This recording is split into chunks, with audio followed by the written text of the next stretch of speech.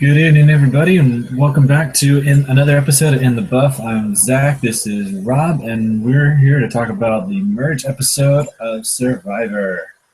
Um, and it's always a crazy episode, wouldn't you say, Rob? Yeah, a fun episode, It's don't you think? definitely a lot happened. This is I where we don't- get to the thick of it. yeah, we've got individual challenges now.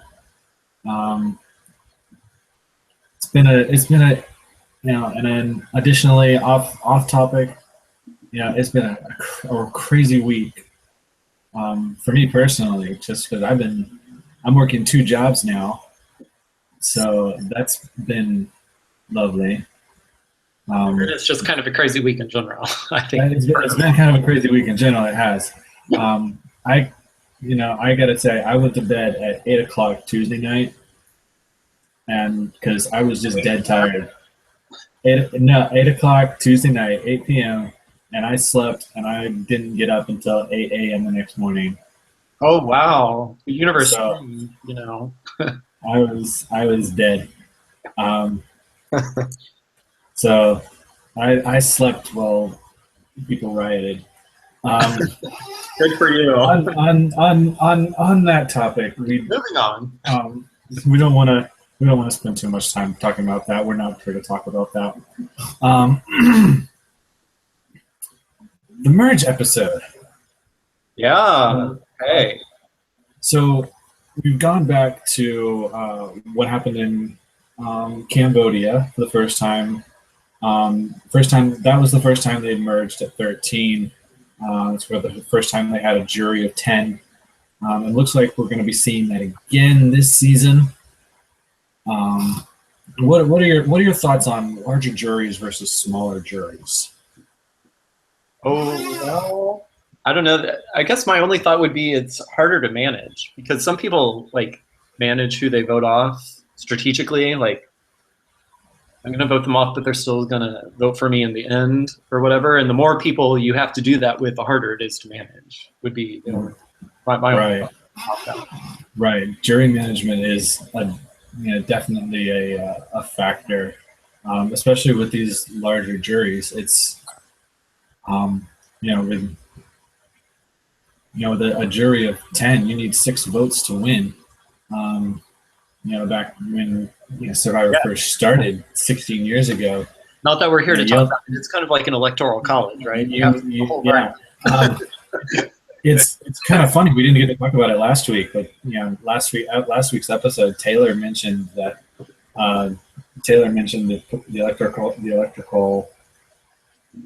the electoral college. That's easy for me to say. And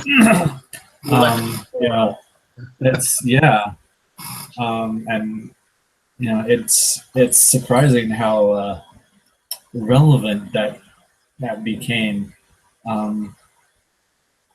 But again, I really don't want to talk about that. No, I'm sorry. I shouldn't have brought it up. Yeah, no, it's just funny to me. So that's actually there's that. In all seriousness, I mean, we don't care about the actual politics of life in regards to Survivor, but there is sort of a lot of metaphors if you start thinking about it. The way tribal dynamics work in politics, because it really is basically politics in a microcosm, essentially. Yeah. On an island. Without food. I'd be interested in seeing somebody whose career was a little more political than just being a lawyer. Someone who's actually run for office before, see them on Survivor. Yeah, and you probably know this, but I don't think there has been. Has there? Or I certainly don't remember an elected official. I don't think there has been. I think the highest ranking official we've had has been we've had lawyers and police officers. Right. I can't think of any. Maybe a judge, you think? I don't know. I can't remember. You're right. There was a judge. I have a really vague recollection of that, but I don't know if it's true. Yep. Season 4, Marquesas. Pascal. Oh, wow, you know that. Gosh, how do you know that? Pascal English was a judge. So I was. That doesn't necessarily mean he was elected, I guess. No, not necessarily. It's a lot of times it's judgeships are appointed. They're not necessarily an elected position, but it's still a higher ranking. Yeah, that's still higher ranking than just a lawyer or whatever. Right. So yeah, now that we've got that taken care of, Moving on. We've got a brand new tribe, new buffs, a new tribe name, new tribe dynamics, and new lines in the sand. Yeah, and they seem kind of generally surprised, like when the boat showed up. Yeah, I'm pretty sure I called that earlier this week. Yeah, not necessarily the Michelle vote, but where the line was going to be drawn, at least.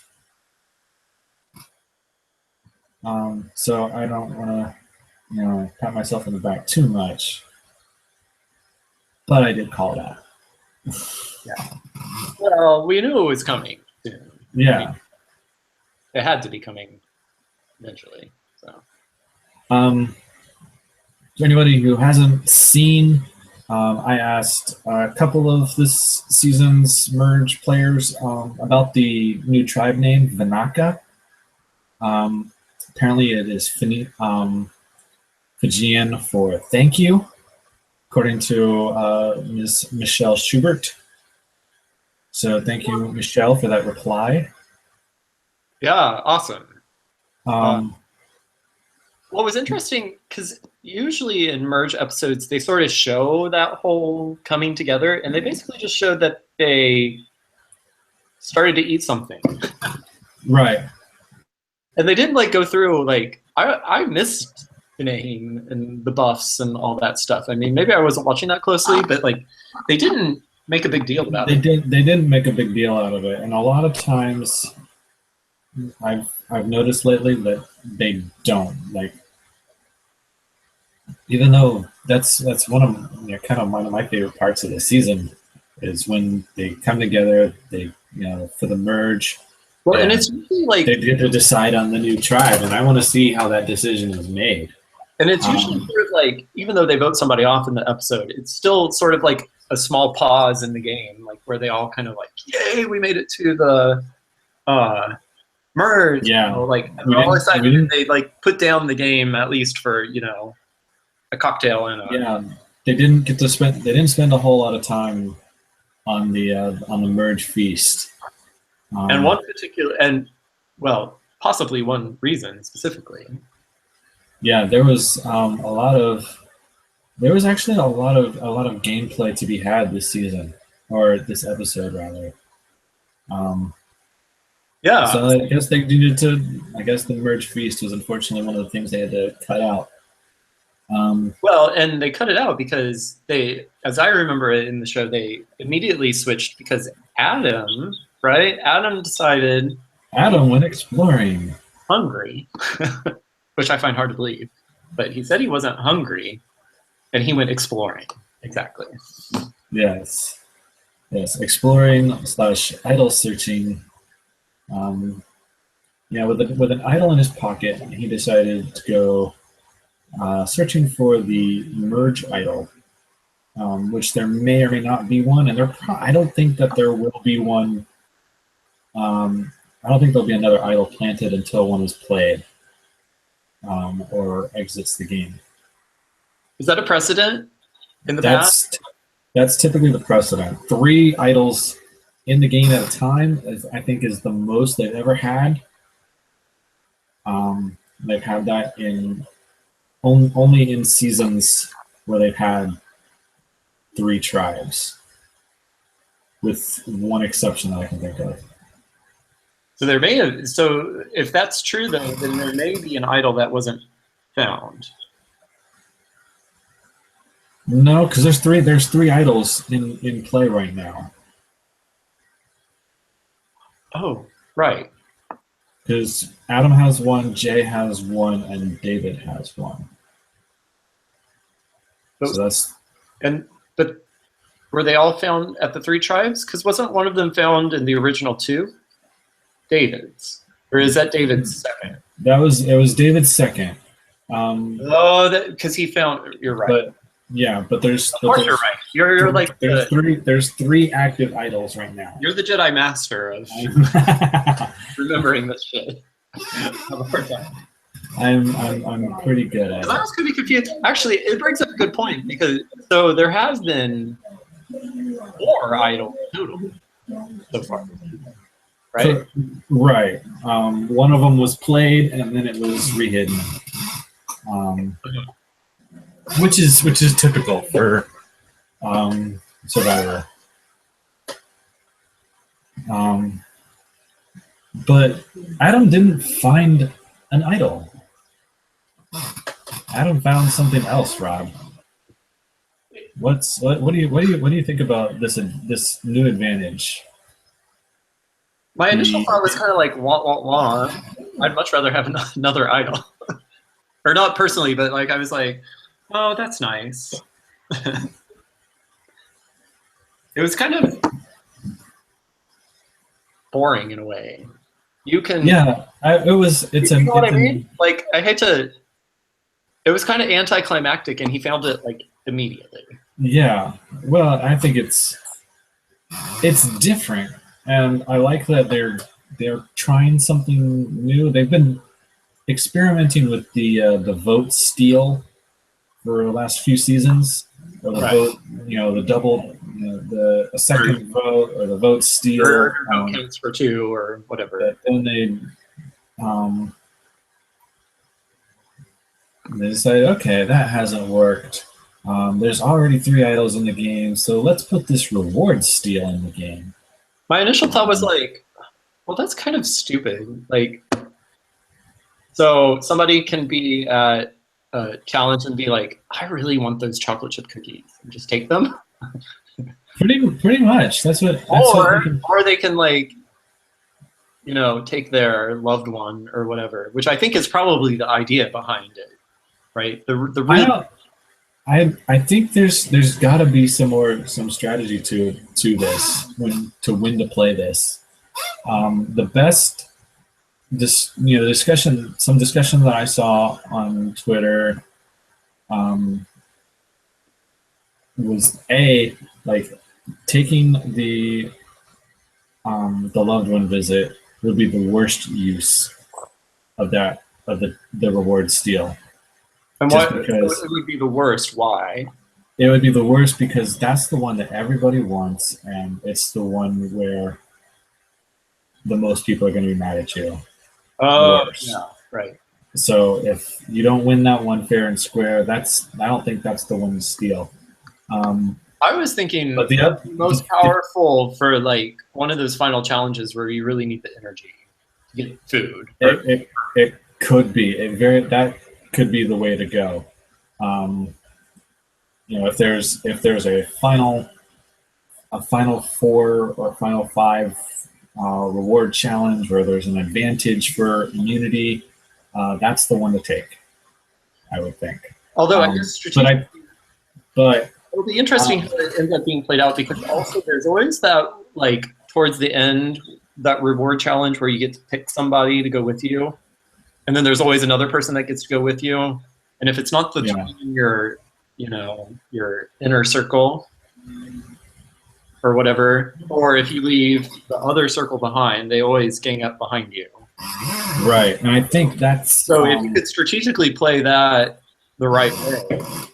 That's the other way that I saw it discussed. Is probably the best way that I saw was using it strategically to keep somebody from going on a reward, or keep like a specific group of people from going on a reward together.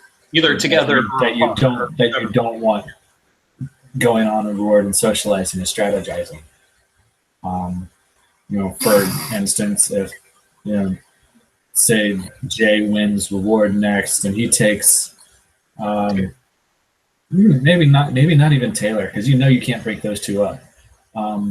But Jay takes somebody who is who could be a strategic ally, someone to strategize with, like Chris. Just throwing a name out there. Adam says, "No, I want to go," and he goes, not necessarily with Jay, but he could like say, "No, Jay, you're going to stay, and Chris and I are going to go." So yeah, that's totally the most interesting way it could be played. I don't know that it will be. It'll be. I'm looking forward to see how this plays out. The speculation is fantastic. Unfortunately, I don't think Adam, since he has this power, is playing the most strategic game in general. He's surprising me. Like he's doing well, he's been doing well. I think making the merge, he got a little overexcited, and he was like, so yeah, I think that's my opinion. As a fan, he made the merge, and he got so excited and happy. He was like, "Oh my gosh, gotta strategize," and he went overboard. Yeah, I think you tweeted something like talking too much. I think yeah, I did. I did tweet that. He was talking too much. He needs to shut up, and that's what Hannah and Zeke told him. But let's go back to like the reason why I tweeted that Adam was talking too much. And he was a very specific conversation that he had. Exactly. I think, yeah. So it was. I think you're talking about the conversation when he woke up. It seemed like the middle of the night, and Taylor had stolen. Well, was he stealing food, or was he just taking it gratuitously, or like what's going on there? Yeah. In Survivor, there's no difference.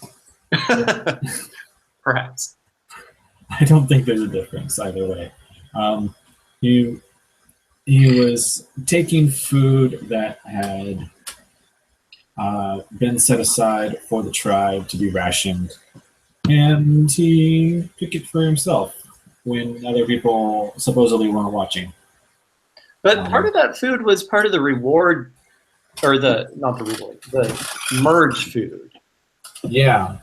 Because I was a little confused on what that food was, because they didn't show very much of that feast. Right.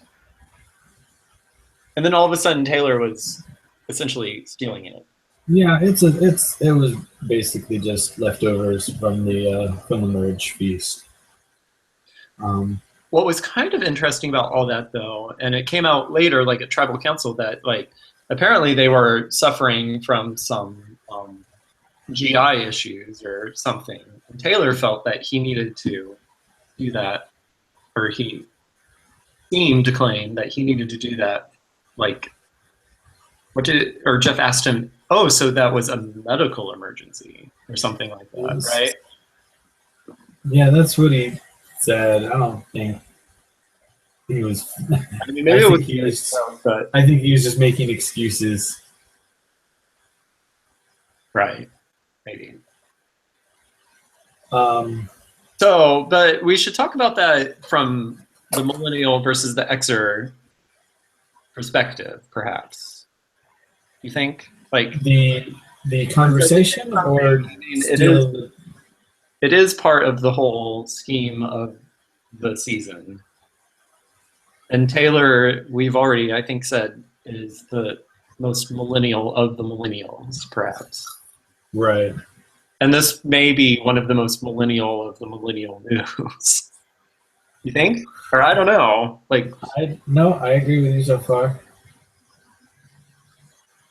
Just pointing it out, because I think I think the storyline, the way they showed it, pointed that out too. But they tried to make a big deal out of it. Yeah. Well, it was a big deal. Anytime you steal food is a big deal. Stealing food. I'm thinking of the time, and you'll remember the season immediately, but so there was one of the cast members like threw food in the fire, or like totally threw it away. It was only a couple of years ago. Yeah. It's it stealing food or throwing food out. It's not a new thing.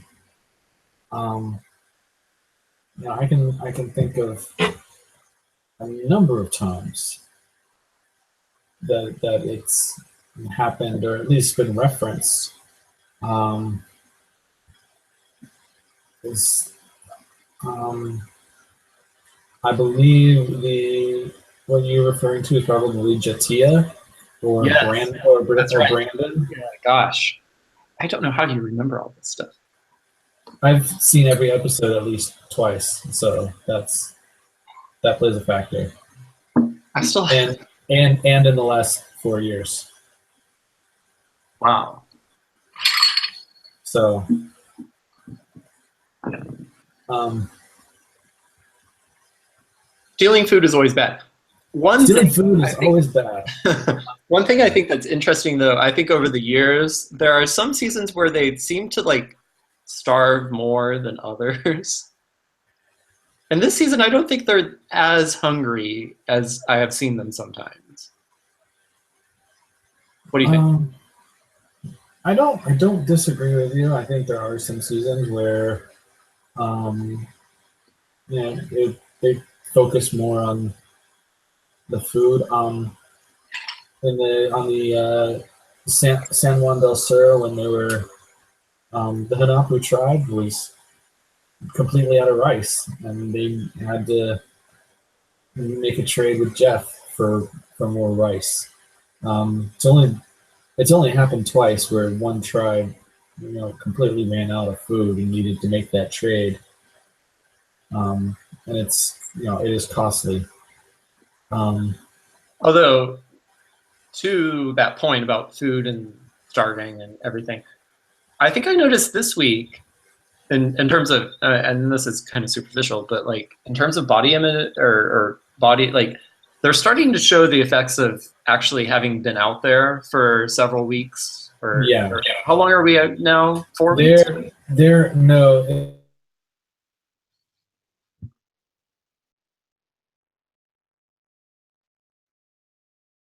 Hello.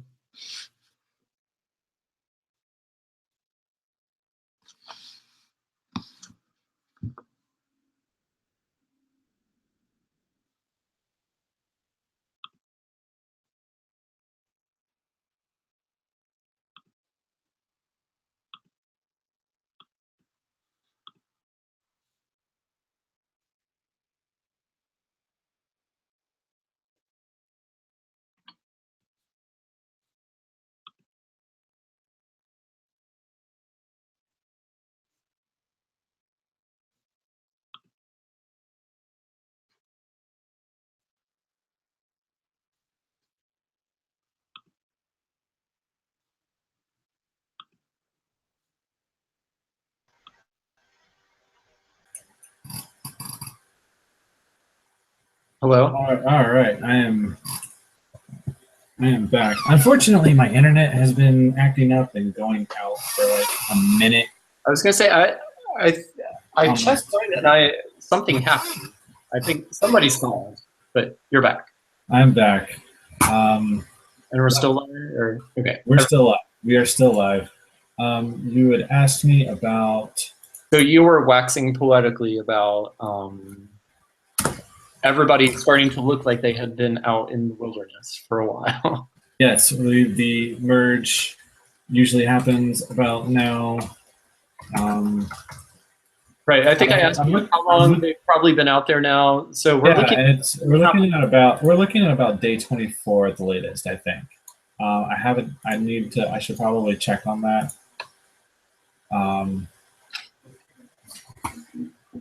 But that's about where we are. But I noticed some of them are starting to look scrawnier. Yeah, they're it's 3 weeks with little food, hot sun, No razors. and no razors. You could see if you had keen eyes, you could see some underarm hair Thank you for bringing that. Okay, so I wasn't the only one that noticed that. Bless her. I don't care. I know other girls who don't shave on purpose. That's the point. Like, what does it matter? It doesn't matter, right? I don't think it really matters. It was an interesting thing, and that's how her body is, or whatever. I guess we should quantify this. We're probably talking about Hannah. Anna? Who's Anna? Hannah. Hannah. I wasn't talking about Hannah. Oh, who are you talking about? Hannah. I was talking about Michelle. Oh, well, yes, her too. I was talking about Hannah. So, yeah, so you can tell natural bodies, natural environments, and everything. Yeah. They've been out there for a while. And the guy, I mean, as a shaved head sort of guy, David's hair is significantly filled in as well from when he started. Yeah, I always think it's I always think that's probably like some of the more interesting things is when you see guys who regularly shave their head. They've got hair on their heads that they don't usually see a whole lot of. Well, and also a lot of guys shave every day. And then I mean, Chris, for example, I think started as a clean-shaven person, and he's Adam definitely did. We're starting to see some beards come in. Yeah. And I'm a fan of beards. If you can't tell. But I think there's been some great survivor beards. Tom Westman comes to mind.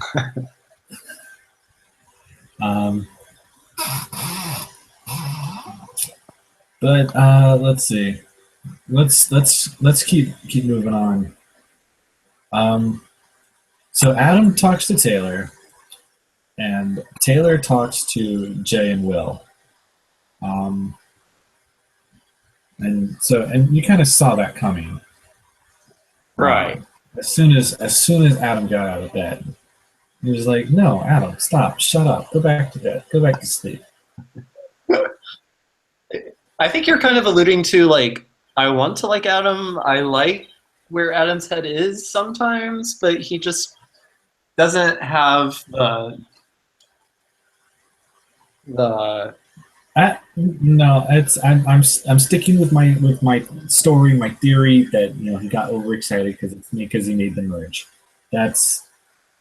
He's trying to play the game. He admitted he started playing too hard. He did admit it, and he had to fall back.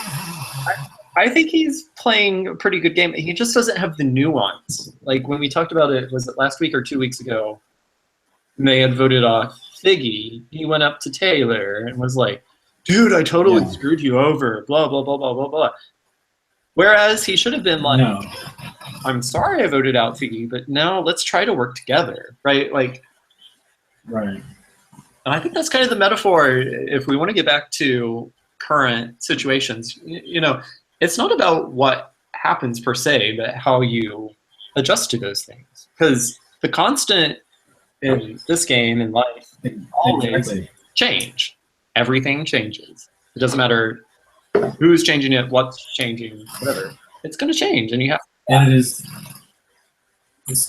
Survivor is a social endurance strategy game, and if you have to be able to roll with everything, and you need to be able to explain yourself. Well, and not only explain yourself, I think you need to spin it. That's the problem with Adam. He doesn't know how to spin it. You know what I mean? Like spin his direction. Yes. I Rather do know than what you mean by spinning. Taylor, I screwed you over, or going to what did you say this week? No, you got to spin it like, this is what I did. but this is why I did it, and this is why we should work together now. Or not even apologize for it. It's just like, so this is what we can now, right? Right, and it doesn't always work. That's I the don't think master behind it. You know, if you I don't think any of that would have ever worked with Taylor though. So, well, but it's a different conversation. It is because I don't think Taylor thinks that far ahead. I don't think. No, I don't think Taylor's thinking ahead at all. One could argue he may not be thinking at all. His head's not in the game at all. I think we'll see Taylor one of the next few vote outs.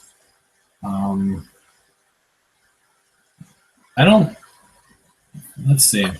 Let's talk about the immunity challenge though, because this is a challenge that we've seen a lot in the past. It actually has a name. It's called. And it's really sort of the first well, it's obviously the first individual challenge, but it's also the first sort of like just people gutting it out endurance. Right. And this challenge has gone, up to about 6 or 7 hours in the past, which is kind of ridiculous. And so Jeff pointed out that it's a familiar challenge, but they changed it this year or this time by having two hands. Two hands, right? That right. Was this challenge harkens back to. Let's see. They first did this challenge in Africa, season 3. It's a pretty typical challenge, like you get on something small and you hold up your hand as long as you can. Don't let it drop, or you're going to get wet. And it's a great challenge. It is one of the perfect endurance challenges for Survivor. Well, and it's very innocuous because it seems really easy. Lift your hands up in the air. Yeah, that's really hard if you've never tried that. It is. It's really hard. I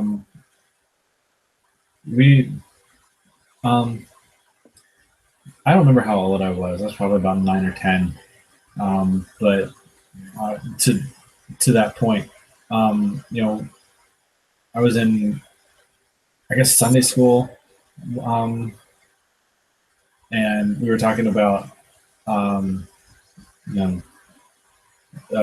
crucifixion and how heavy your arms get. Just having to hold them up here, and how hard it is to keep yourself up. That's Sunday school. That's something that we talked about in Sunday school. That's that was fairly typical for me.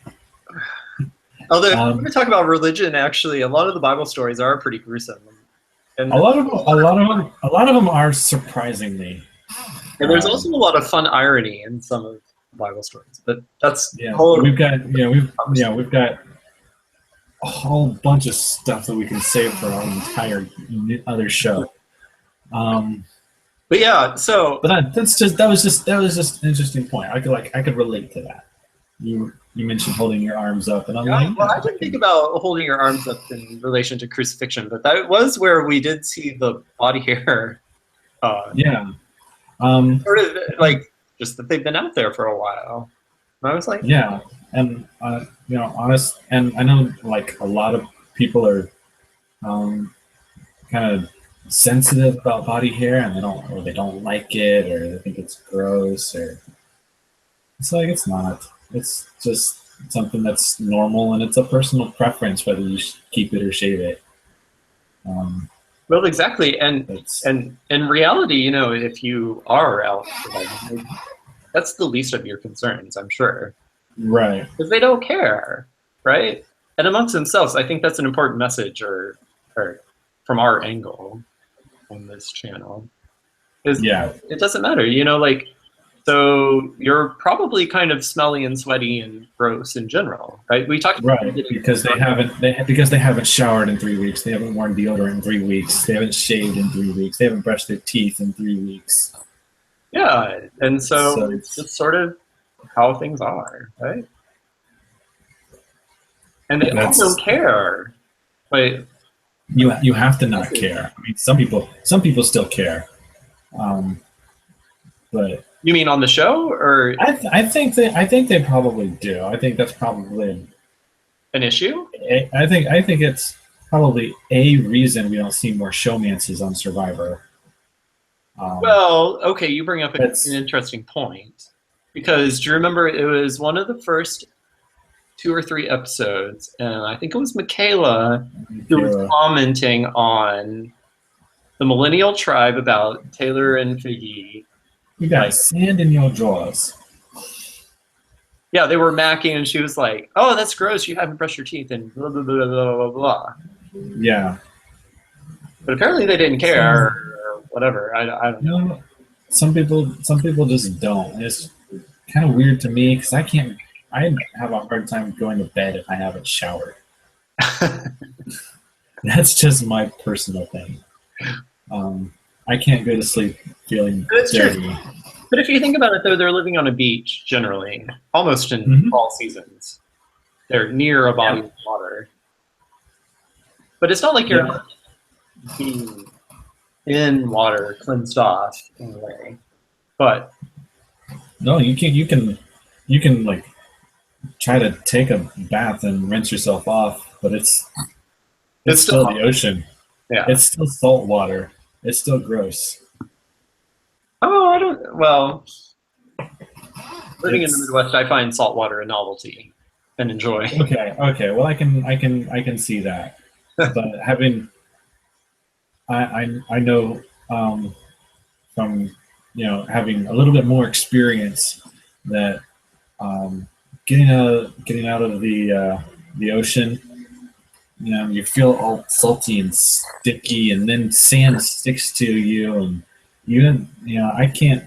The first thing I do when I get home from the beach is I take a shower so I can feel normal.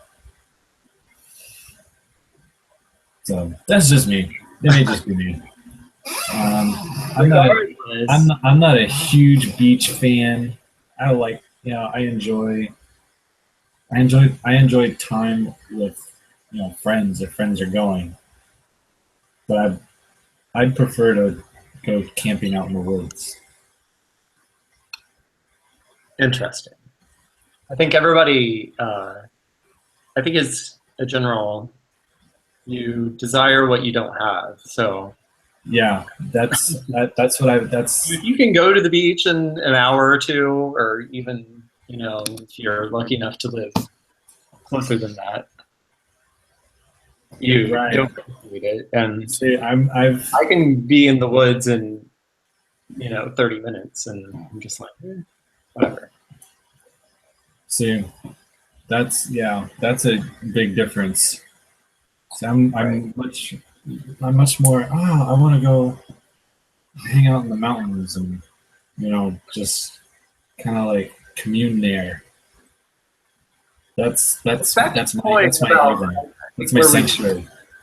Right. But I think back to the point where we were going all this is that where were we going? I don't even remember. We've started to notice that their bodies are more natural, less manicured than we generally see people on TV.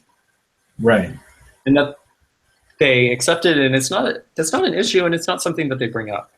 And I think that's an important thing that anybody watches should notice, recognize, and just point out, like, it is what it is, and they go about their business. Definitely. I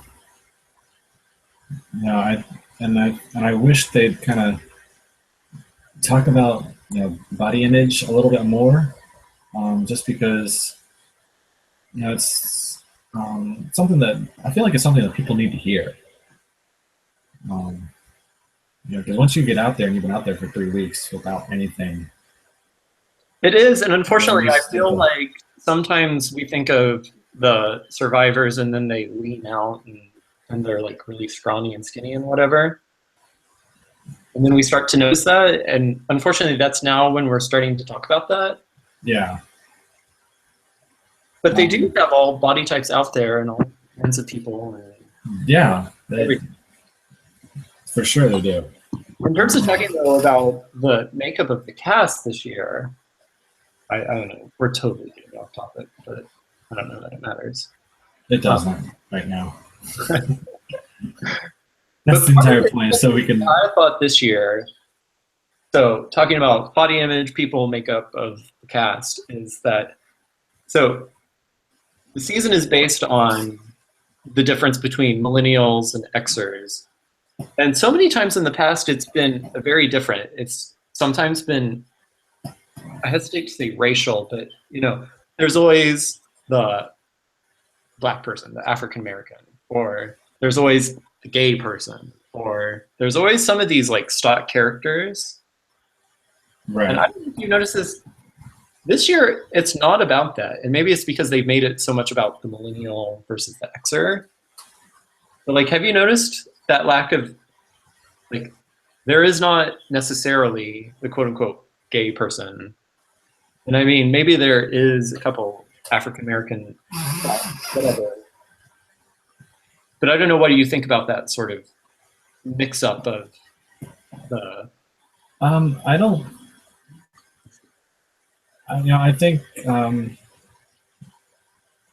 there's we've got our typical cast this season as far as like diversity, and I think I think Survivor does a decent job of making sure that there's always that diversity at the start of the season.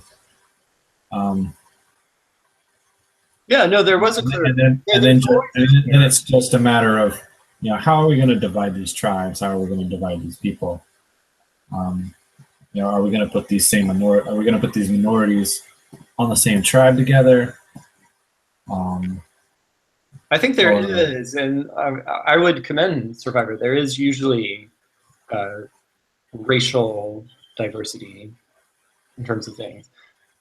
I did find it interesting this year, and it doesn't matter, but I have a personal interest in this, in that there wasn't the stereotypical gay person, which in so many seasons in the past, from the first season, has been a thing. And there hasn't been one. And I suspect, with my gaydar, there is one. Zeke would be the gay one. But I could be wrong. I mean, I don't know. And it doesn't matter. I don't really want to know who it is, or I don't care. Because it doesn't matter. And that's an important thing. But I think it's interesting that it is no longer a thing.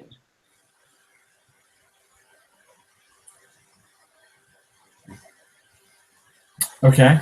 But tell us who it is. It's Zeke. Yeah, obviously. But who cares, right? Like, right.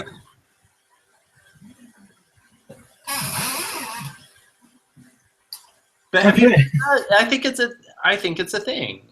It's different. Like even last season, right? We talked about his partner. Yeah, we haven't seen. There hasn't been like the stereotypical. Oh, by the way, here's the gay guy. Yeah, I kind of see what you're saying. I think it's a different approach to that situation, particularly. Yeah, and I can speak to it personally as a gay person. And I kind of, and I see what you're saying, and I kind of like it, and it's like, yeah, it's good that they're just mixing that in, and they're not focusing on it. And I think there are Asian people, there are Christians, there are probably atheists. Who cares, right? Like, there's everybody. Right. And that's part of, that's part of our quest for equality, as Americans, as people, as humans. And it's a good thing that it's even being reflected in reality. I agree. So let's talk about tribal council. Obviously, we didn't spend a lot of time on the immunity challenge. Will won immunity, for anyone who didn't know. If you didn't know and you're finding out now, you need to go watch the episode. Yeah, but So Will won immunity, Will won immunity partially because because he felt he needed to. right. Like he was kind of pressured into it. Yeah, and I think it's cool. You know, he's the youngest Survivor player ever. He wins an individual immunity. Um, And as the youngest Survivor player, he's really playing a pretty mature well, game. he doesn't look or sound like a high school student. No, he totally doesn't sound. He's a basso profundo. You were to play me his voice on an audio track without any visual, I would say that's a 35-year-old man. That's he's gonna be on the Gen X tribe. Yeah, totally. So Like, nope. That's Will. He's 18. He's a high school student. Next to Jess, who was the Next final to Jess, right? And that was a very good challenge. I think it went what, an hour and a half. I think that was the final challenge time. Now, was it you who tweeted something about, do you like this challenge with one hand, two hands, or something? Yes, that was me. This challenge is typically with one hand. In Worlds Apart, they did a version of it where you had it was, instead of like having your hand above you, you were holding on to a handle that spun. Oh, right, and you had to hang on and keep it from spinning. And you could pull it back. I don't know how I like it better. I don't know if I like it better or worse. Like, I'm kind of indifferent. I may have voted for I liked it better, but I think that's irregardless, even though that's not a word. Regardless, right. I think what's interesting or part of this whole is, and we've mentioned this in the past, and I think this week in general, even though we're totally getting off track at times, is that everything this season is quicker. And they're trying, there's an obvious, I think, there's an obvious trend of them making everything a little quicker, more tidier. Everything is boom, boom, boom, right? Wasn't that what we talked about last week? Boom, right. boom, We talked about this challenge took too long in the past, so this week we're going to do it with both, or this year, excuse me, we're going to do it with both hands. So it's not going to take as long. And that's sort of the general trend of the whole season in a way. Don't you think? Yeah. Or have you noticed this? I've noticed it now that you pointed it out to me. This probably wouldn't have been something that I thought about on my own, but since we're talking about it, and I'm like, yeah, you're right. Everything has been kind of like boom, boom, boom the whole time. And I don't want to be a doomsdayer because I've seen a lot of doomsday things this week. But do you think it's saying something to? Because last week I was rewatching old episodes with our special guest, and I was talking about how glacial the pace of, what was he in, season 7 or which one? Yeah, and I rewatched like the first 2 or 3 episodes, and I was like, gosh, it seems like nothing happens for like. And he was talking about segments. We talked about how the character development and this shit, and it's kind of like, so we talk about Will being the young guy, and we think he's playing a good game, but we don't really know anything about him, right? Like, right. And like I said, I haven't been able to do my my rewatch yet.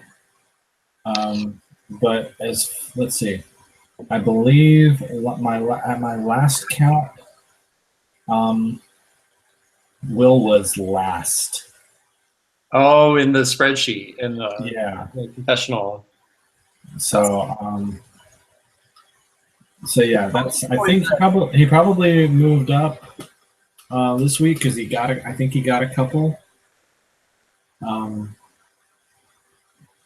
well, I don't want to be a doomsdayer, but so Survivor's been on for a long time. It has been on for 16 years. And it used to be longer episodes, more character development, and it's gradually, coming down. I would hate to think that. Well, we know it's not the last season, right? I think Correct. it's already. There's definitely going to be the season 34 next in the spring. But it does always. One always starts to wonder when you see a show that you like, and it really starts drastically changing. It's shorter. They're compacting it. They're doing this, right?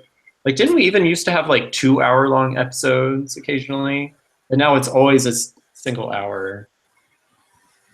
There have been. And there used to be those long, and I hated these episodes that were essentially complete reviews of the entire season, and then at the very end, snuffed out. They've stopped doing the mid-season reviews.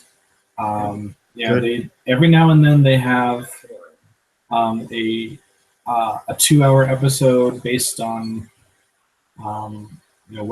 whatever needs to be done. They need to cut. They need to cut.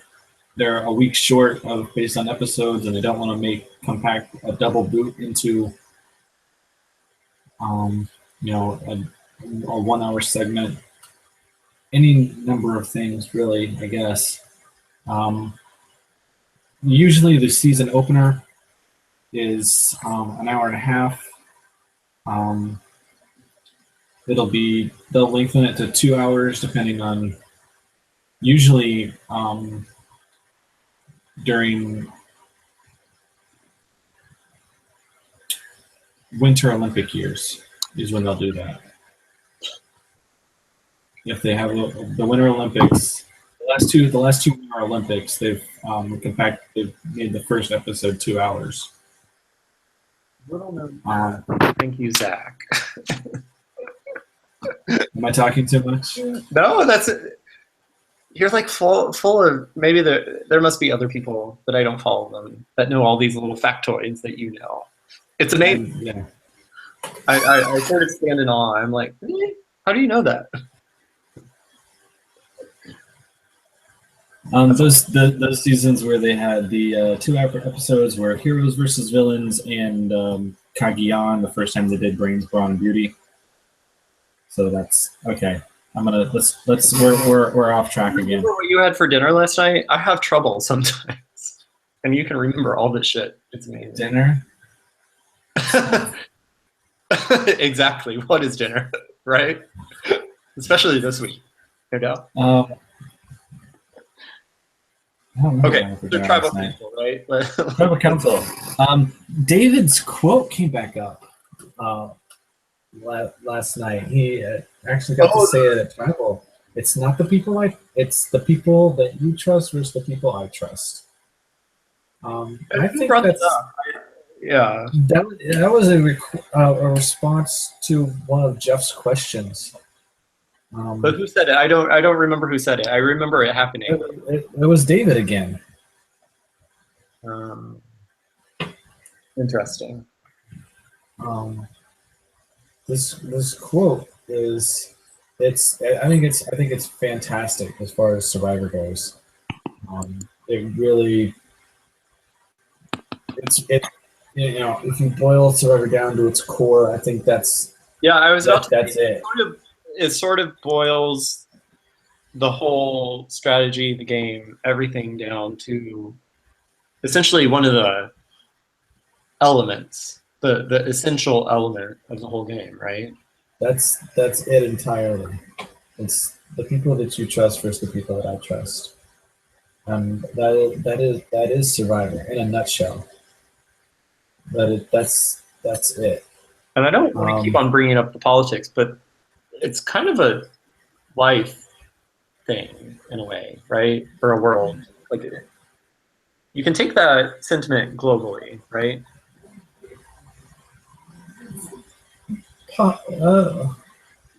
Probably. I'm having trouble filling the context of that, but so certain people out there in this world thought they knew who they trusted, or right. Okay, let's talk about the politics. We thought, I would think that most people thought that Donald Trump was not going to win the presidency, right?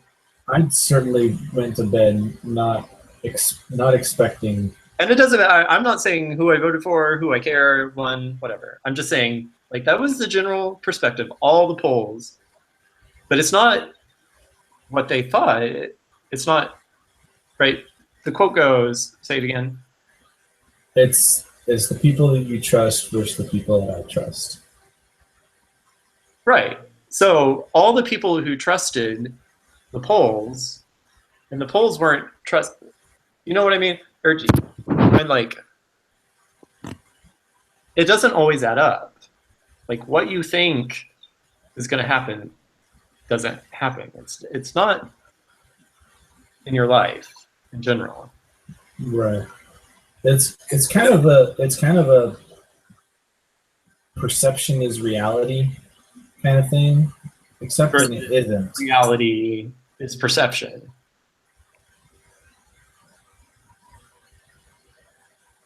Say it again. So you said perception, or what did you start with? You started with reality versus perception, and perception versus reality is where I went. It's the opposite. I kind of the full aspect of what I meant to say was perception is reality until it isn't. Until it's perception again, right? It's a reflexive thing, right? Right. The perception is the reality, but the reality is not necessarily the perception. Right. Back and forth. Like we're getting too deep. But it's so they end up voting out for Michelle. For Michelle. And that was a wise, right? I think it was a wise vote. They weren't sure. They weren't sure if Jay had. They thought Jay had an idol. That knew the possibility that could arise that he. Yes, but he could give it to Taylor. They were going to vote for Taylor, but they decided, no, Michelle's a safer vote. So they voted out Michelle, and there goes my winner pick. First member, I made the jury this season. You did. I think was my pick Chris. I can't remember if I believe you picked Chris. Yes. I can't remember if I wholeheartedly picked anybody, but I think Chris was one of mine, and he made the merge too. So I'm happy he's still there. Yeah, he was part of voting out Michelle this week. So it was really that sort of co-alliance of Chris and Zeke, and I think Chris could potentially be one of the next couple votes too, though, just because everybody knows that he's a threat for challenges based on his performance pre-merge. He had to carry that vanilla tribe. So I think the potential is there for him to be one of the next votes. Right. So now we're clearly down a millennial. Right. Numbers and everything.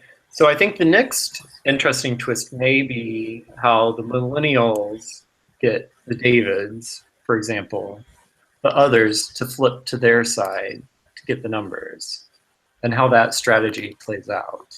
Moving forward. So because we've got this nerd block.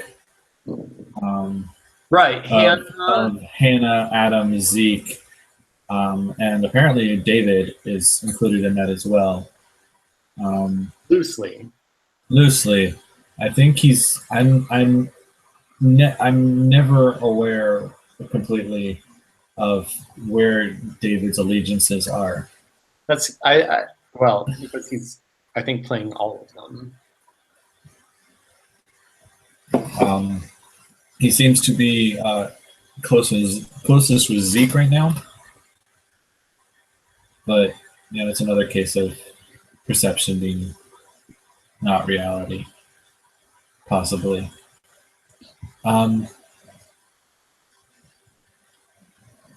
So I gotta say though, with Michelle, since Michelle is gone, I'm gonna put out there that based on the confessional count and the game that we've seen from him so far, um, I've been really surprised by Jay, and I think we could be seeing um, Jay as the sole survivor. That's a bold prediction, I think. I think it is too. I, I, if you want to push it out, you can. But I think they're going to catch on to Jay early.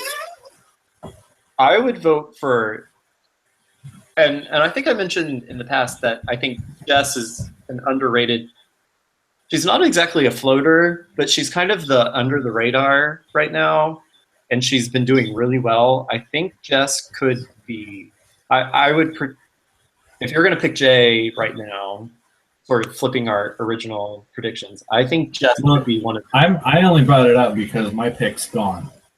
So yeah. that's the only reason I mentioned No, it. and I totally agree that I think this could be, he's going to be seen as a threat soon, eventually. Definitely, because he's just a physical presence. But, and like I said, the reason I'm bringing it up is because Jay is in a minority right now. He's in a very low minority with him, Taylor, and Will, but Jay is one of the 4 people left. The confessional every episode, and if he's in this minority, there's really no reason for him to, unless his story is going to go further. So I would not be surprised to see Jay go on an immunity run. He's going to, we've seen that he has some strategic prowess, and now he's in a corner. He's got to do something. I think that you have I think that you have numeric evidence of this sort of stuff is really compelling and interesting. And I'd love to see how it worked out in previous seasons. I wish I could show you that. Unfortunately, a couple months, like the spreadsheet final. A couple months ago, I tried to upgrade my computer to Windows 10, and it was a disaster, and I lost a lot of stuff, including my spreadsheets from seasons 31 and 32. And so that's why next time I'll buy you a Mac. No, thank you. Right. Okay. Moving on. So moving on, yeah. Preview for next week. We saw, we know that Taylor can't keep his mouth shut. That's not news to anybody. We didn't get a real solid preview for next week, I don't think. No, I didn't get much from it. I think, it's curious to see what'll happen. I think this week starts the ball in motion, and after next week, we'll really start to see the line in the sand be drawn between, because at this point, after the merge, you start seeing 2 camps strongly, okay, these people and those people, and they're everything. And I think we're still, even though they voted out Michelle, it's still a little gray about who's on whose side in the end. Right. There's no clear path for anybody currently. No, there really isn't. It is still a toss up. There are still you know a few players. There are still players, a lot of players who are doing very well this season. Um, And they're playing the game, which is what we've been they wanting. are. That's what we want. Yeah. That's what we want as fans. We want to see good gameplay, um, and we want to. We want to. Yeah. Um, any final thoughts? Looking forward to next week. Looking forward to next week.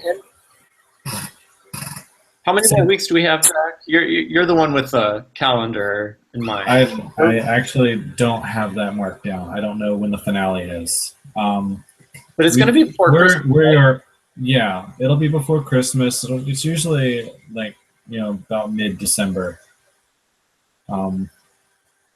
So we've got. Let's see. There's 12 left in the game. There'll be a final 3. So we've got 9 boots left.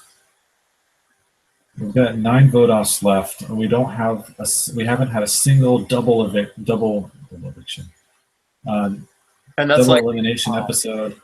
So yeah, you're right. So that puts us mid-December, basically. About So 7 more episodes. we'll have. I think we'll probably have to have a couple of double elimination episodes. The finale is usually 2 hours long. It's usually like an hour, and then the recap, actual reveal, stateside. Yeah. No, it's usually 2 hours. It's usually a 2-hour finale episode followed by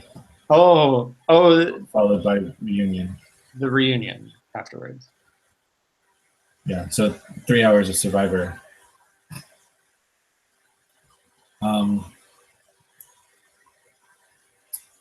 So let's see,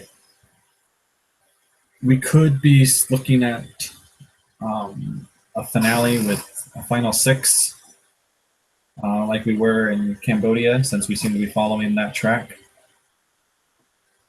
I wouldn't put it past them. That would put us right on track if we had one double elimination episode between now and then.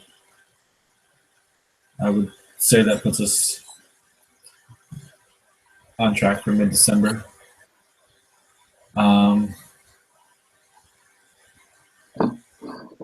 It's been a really good season. It's been a wild ride. I'm looking forward to seeing what comes next, as always. So, we are looking forward to what comes next. Any idle plays in the near future, you think? Well, if they don't play it soon, it may not get played. Because I really thought Adam was going to play it, and he perhaps should have.